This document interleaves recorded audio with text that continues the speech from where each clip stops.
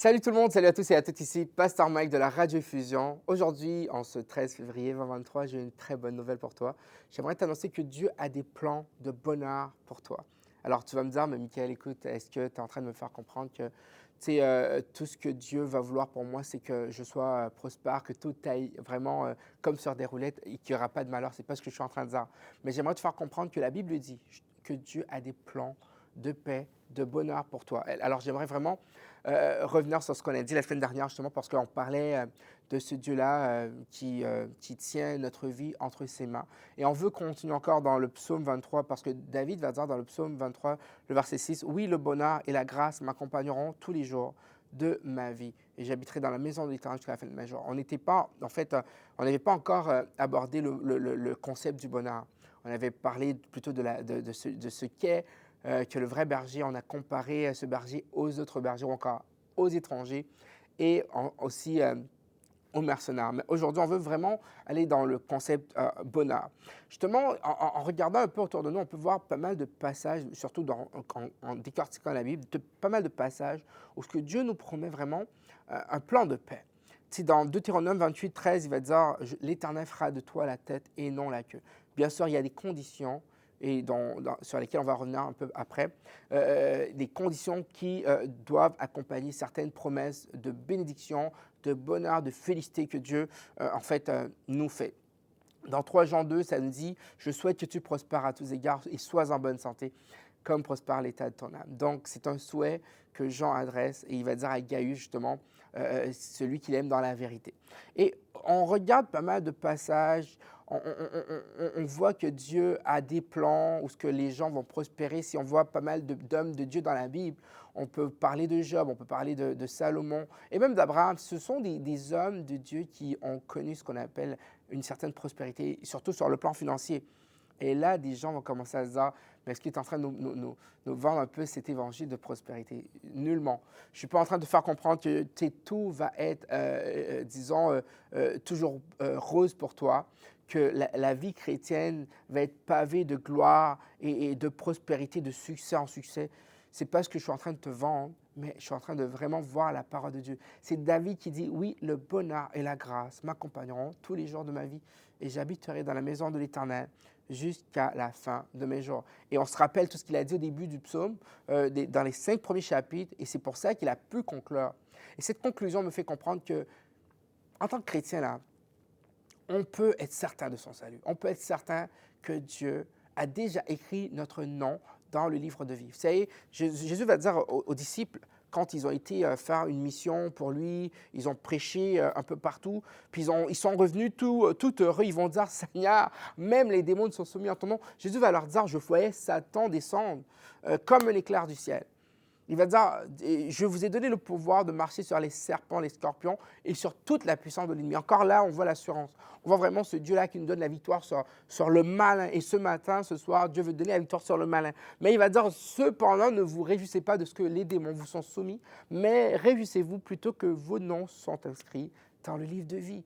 Donc, il disait déjà à ses disciples, justement, il y avait déjà un parmi eux qui n'était pas, Jésus-Christ lui-même va dire qu'il était un démon, mais il va dire à ses disciples que déjà moi, j'ai décidé d'écrire vos noms dans le livre de vie. Donc, votre avenir, votre futur, votre vie est assurée, est entre de bonnes mains.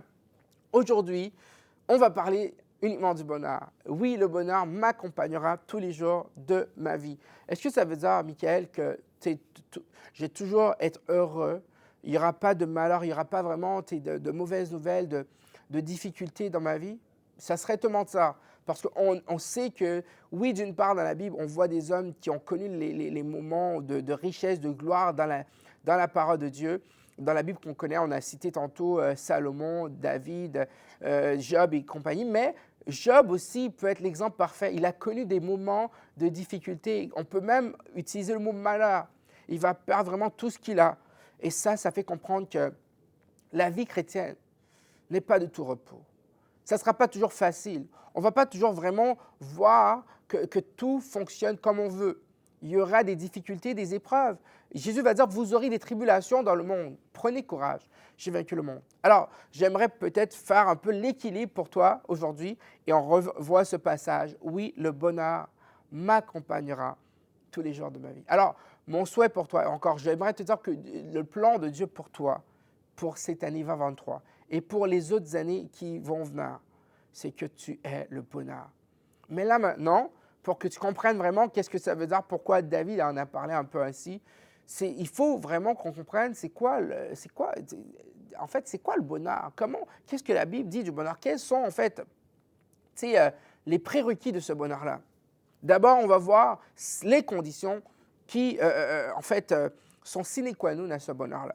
Et justement, on revient un peu dans l'évangile de Jean qu'on a un peu décortiqué la semaine dernière, dans Jean chapitre 10. Mais là, on va aller dans Jean chapitre 13, verset 14 et jusqu'au verset 17. Alors, je vous mets le contexte. Ça dit que Jésus-Christ était en train de laver les pieds des disciples avant qu'il aille à la croix, justement, pour mourir pour nous. Il a ce temps de souper avec eux. Puis pendant qu'il leur lave les pieds, il va leur dire, « Si donc je vous ai lavé les pieds, moi, le Seigneur et le Maître, vous devez aussi vous laver les pieds les uns aux autres, car je vous ai donné un exemple, afin que vous fassiez comme je vous ai fait. En vérité, je vous le dis, le serviteur n'est pas plus grand que son Seigneur, ni l'apôtre plus grand que celui qui l'a envoyé. » Il va dire, « Si vous savez ces choses, vous êtes heureux pourvu que vous les pratiquiez. » Jésus est en train de parler de ses enseignements sur l'humilité, sur vraiment cet amour fraternel, vraiment cette communion, le lavement des pieds en fait en est un signe justement. Puis il va dire que voilà, vous devez être un peu des calques ou encore des modèles du maître. La semaine dernière, on avait vu justement que Pierre qui disait qu'on doit être des modèles du troupeau en fait. Mais là, il dit que si vous êtes capable d'imiter le maître, alors vous êtes heureux. Mais il va dire, si vous savez ces choses, ça veut dire que déjà, ça passe par l'enseignement. Donc, le bonheur implique d'abord la connaissance des choses de Dieu. Mais ça n'implique pas uniquement la connaissance des choses de Dieu. Ça implique également qu'on les mette en pratique. Je reprends, le bonheur dont Dieu parle, le bonheur qui va nous accompagner, qui va nous suivre tous les jours de notre vie, ça demande, ça exige que nous connaissions en fait les choses de Dieu. Ça veut dire que, j'allais un petit peu plus loin, ça veut dire que plus je lis ma Bible, plus je comprends la Bible, plus je la médite, plus je vois que le bonheur est à ma portée. Alors j'aimerais dire à quelqu'un, si tu n'es pas un homme qui aime la parole de Dieu, si tu n'es pas une femme qui aime la parole de Dieu, alors tu vas voir que le bonheur va te filer entre les doigts. Vous savez, le psalmiste va dire, comment le jeune homme rendra-t-il pur son sentier? C'est en se dirigeant d'après ta parole. Et il va ajouter, je serre ta parole dans mon cœur afin de ne pas pécher contre toi. La crainte de l'Éternel est le commencement de la sagesse. Donc, si on s'attache à la parole de Dieu, on s'approche du bonheur que Dieu nous promet. Mais Jésus-Christ va dire, pourvu que vous les pratiquiez, pourvu que vous pratiquiez ces choses-là. Donc, il ne suffit pas de connaître les versets. Il ne suffit pas que moi, Michael, je vous annonce des oracles, ou je ne sais pas, je prêche, ou peu importe, j'enseigne, puis que ma vie ne témoigne pas vraiment de ce que j'enseigne. Souvent, on dit à des prédicateurs ou à des hommes de Dieu, tu sais, tes actes parlent beaucoup plus fort que tes paroles, parce qu'on regarde vraiment comment tu agis, puis on écoute comment tu parles, on écoute tes enseignements, mais c'est comme diamétralement opposé en fait. Mais aujourd'hui, Dieu t'invite à être heureux. D'abord, en écoutant la parole de Dieu et en la mettant en pratique. Vous savez, il y a des passages qu'on connaît pour la plupart, qu'on a l'habitude de méditer là-dessus, qui le dit. Dans le psaume 1er, ça nous dit « Heureux l'homme qui ne marche pas selon le conseil des méchants, qui ne s'arrête pas sur la voie des pécheurs, qui ne s'assied pas en compagnie des moqueurs, mais qui trouve son plaisir dans la loi de l'Éternel et qui la médite jour et nuit. » Vous savez, ce passage dit « Qui trouve son plaisir dans la loi de l'Éternel la médite jour et nuit. » On a l'impression que le psalmiste est en train de dire que là, il fait que méditer, il fait que prendre plaisir à la parole de Dieu, à l'aimer. Mais non, ce n'est pas que ça. C'est que si on revient en arrière, il dit « Heureux l'homme qui ne marche pas », ce sont des actions, qui ne s'arrête pas, encore des actions, qui ne s'assied pas, donc qui s'abstient du mal, qui s'abstient de la compagnie des moqueurs. Donc, ça veut dire que cet homme qui prend plaisir dans la parole de Dieu, qui la médite jour et nuit, c'est cette parole qui la transforme au point où il ne va pas chez n'importe qui, chez des gens qui blasphèment.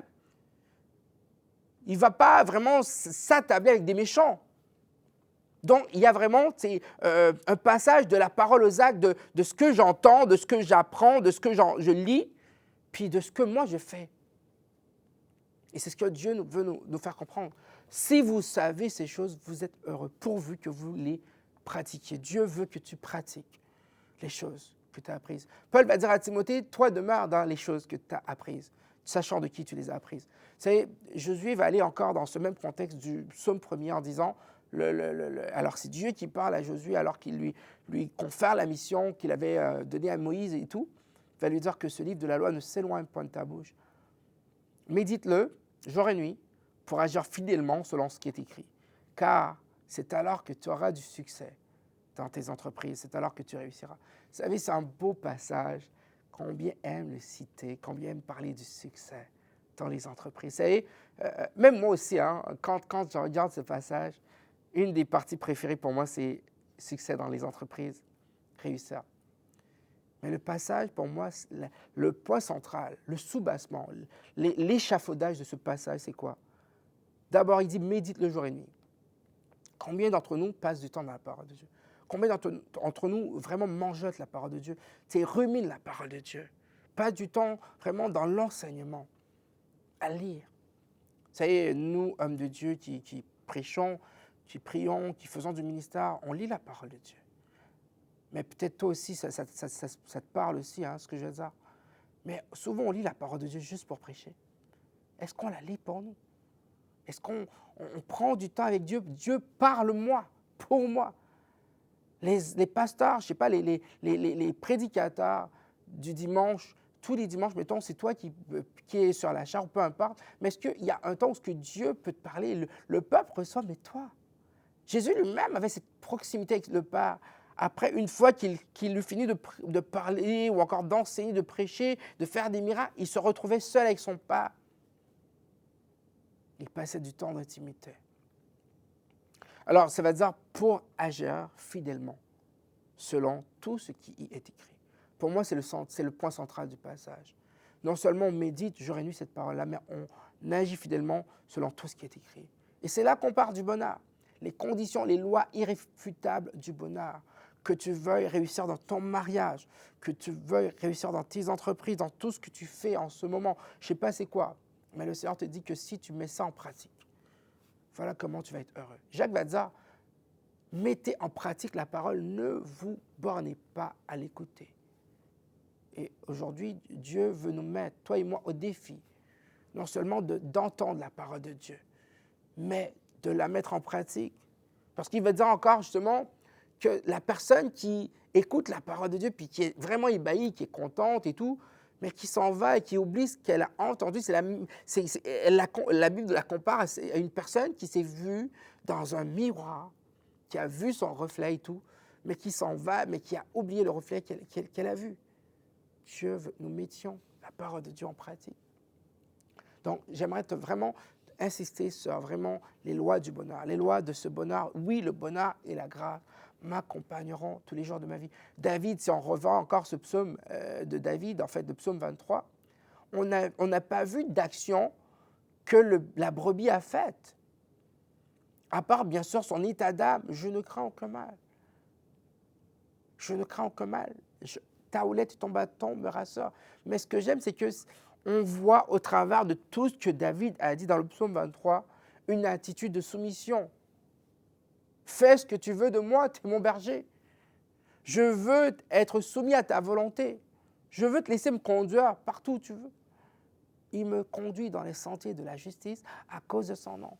Il parlait de la justice, là. Il me dirige près des eaux paisibles. Il va dire, tu oins d'huile, ma tête et ma coupe débordent.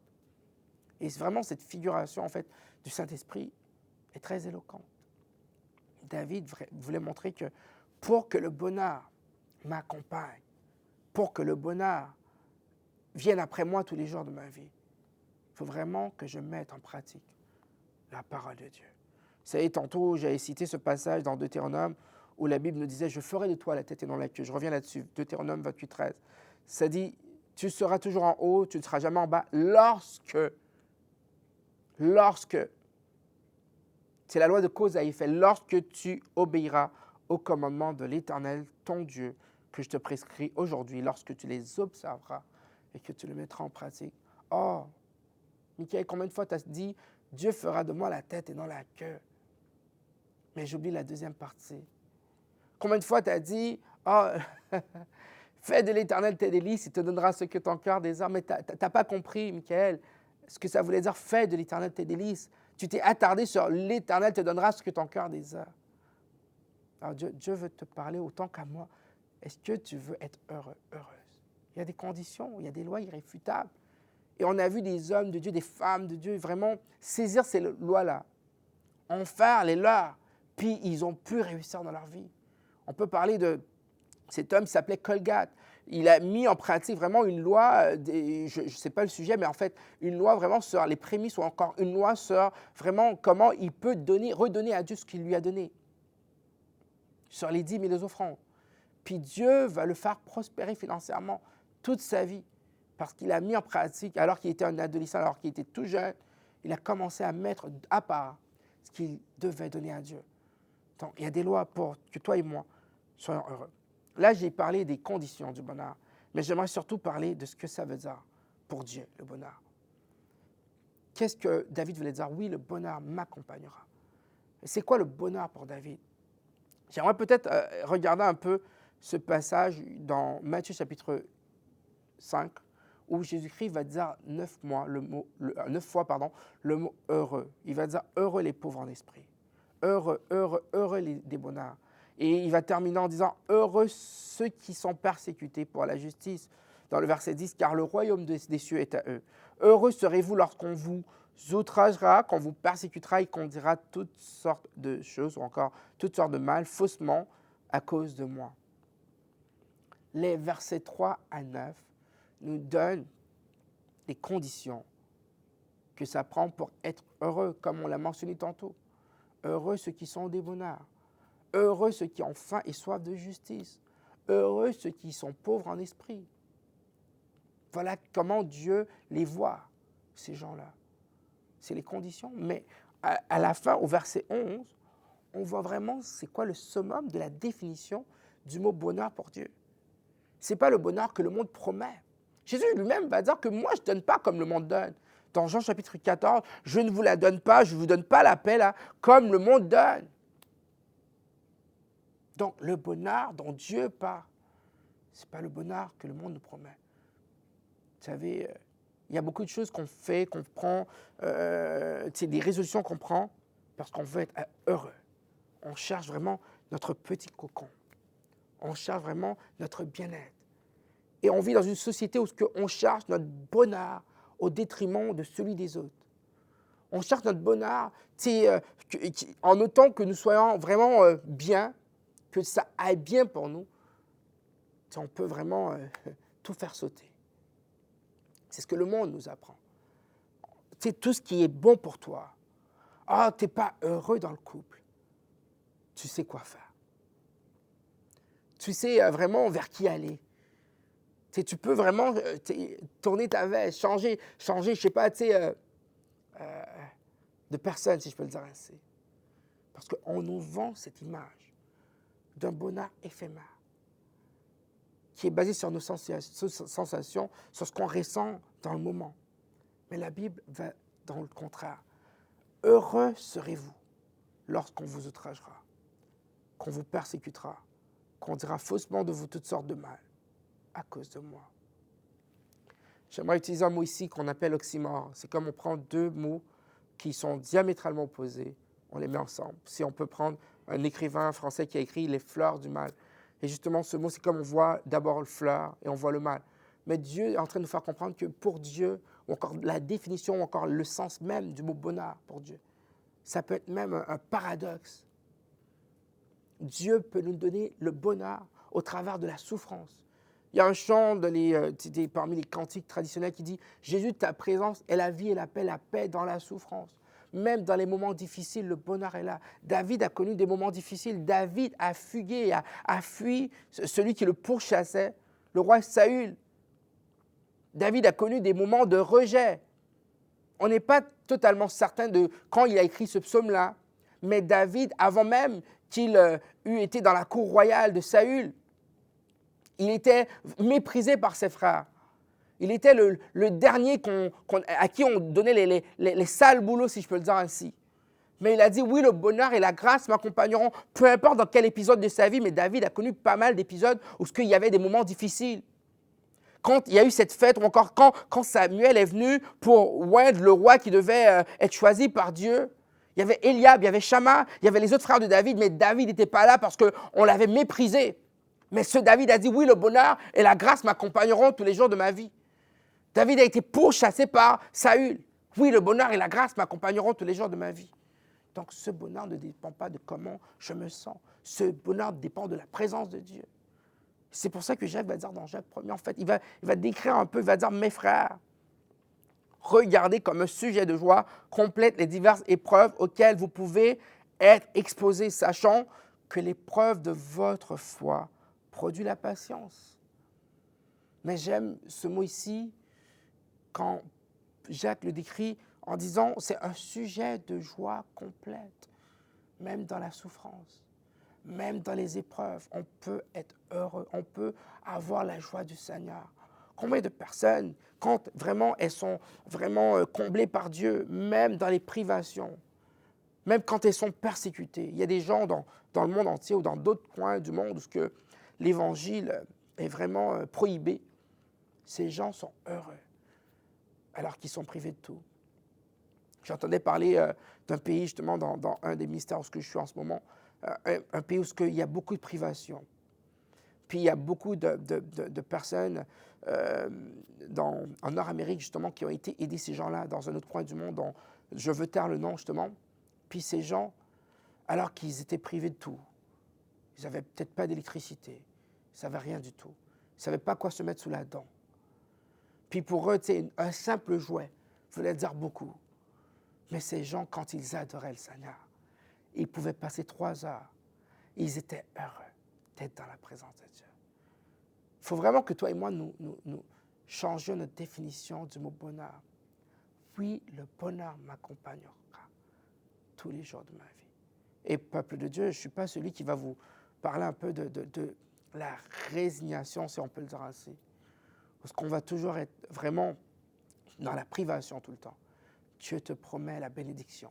Vous savez, Jésus, à un moment donné, quand l'homme riche s'en vient le voir, puis lui dit « Qu'est-ce que je dois faire pour être sauvé ?» Jésus va lui dire vraiment, après plusieurs palabres, il va lui dire « Écoute, tu vas vendre tout ce que tu as, puis tu vas le donner aux pauvres. » Puis lui, il ne pouvait pas se débarrasser de ses biens.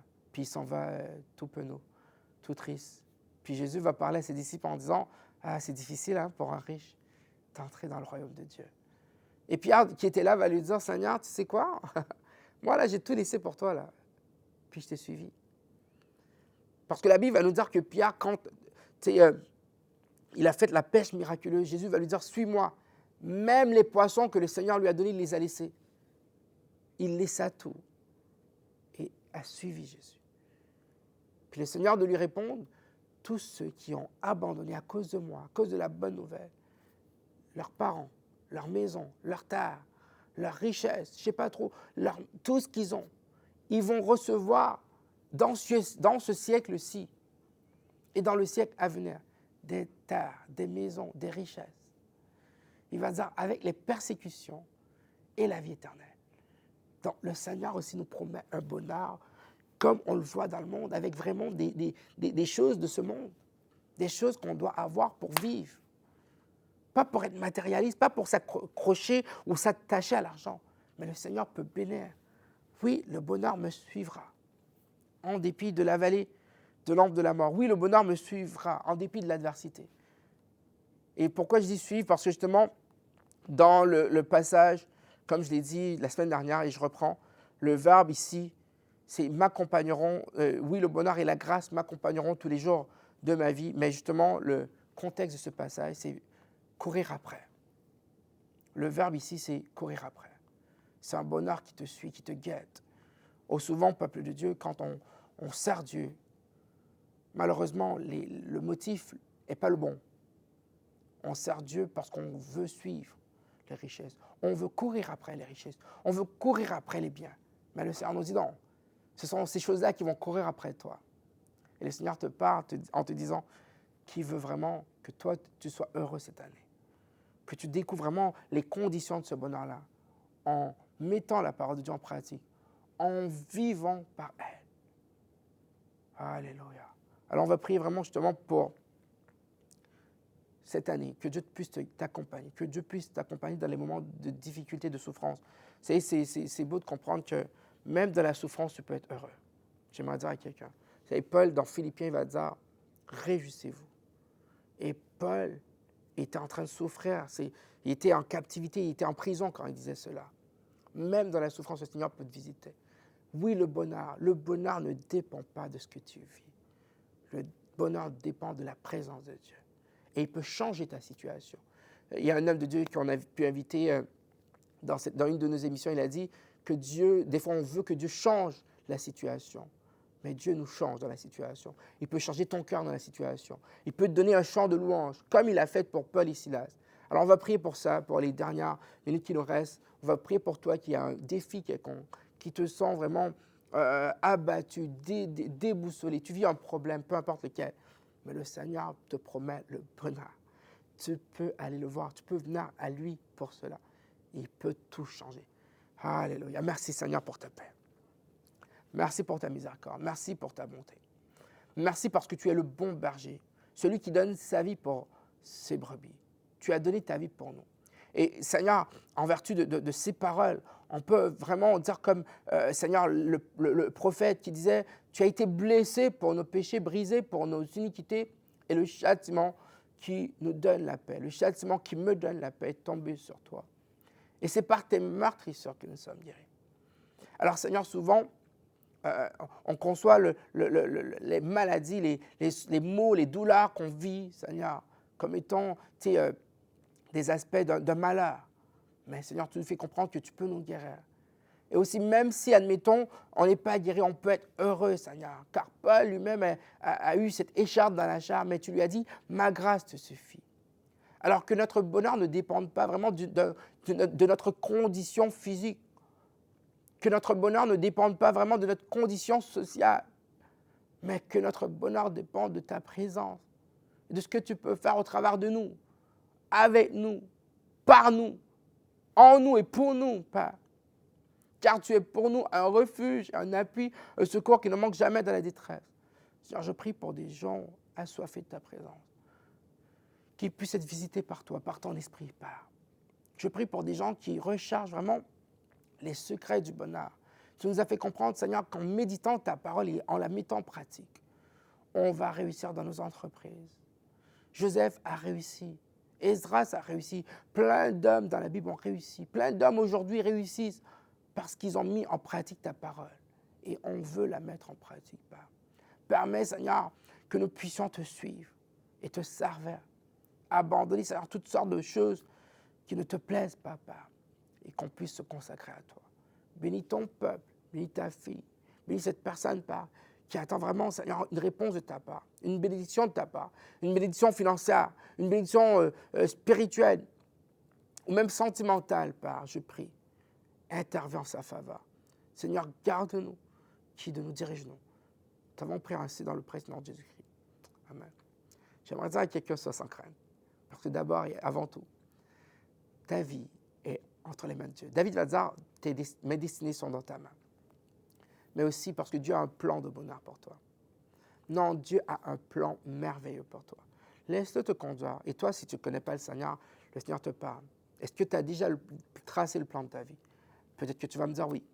Mais est-ce que tu peux être certain que ce plan va s'accomplir à la lettre? Peut-être aussi qu'à la fin de la journée, tu as pu remarquer qu'il y a beaucoup de chemins que tu as pris, ce n'était pas prévu. Tu es désespéré, tu ne sais plus quoi faire. Mais le Seigneur te parle, il frappe à la porte de ton cœur. Il veut que tu lui confies ta vie et il va la changer. Alors le Seigneur te parle, tu peux nous contacter si jamais tu veux vraiment qu'on prie avec toi et tu peux vraiment faire cette prière en demandant à Dieu de venir dans ton cœur et de changer ta vie. Que le Seigneur vous bénisse abondamment.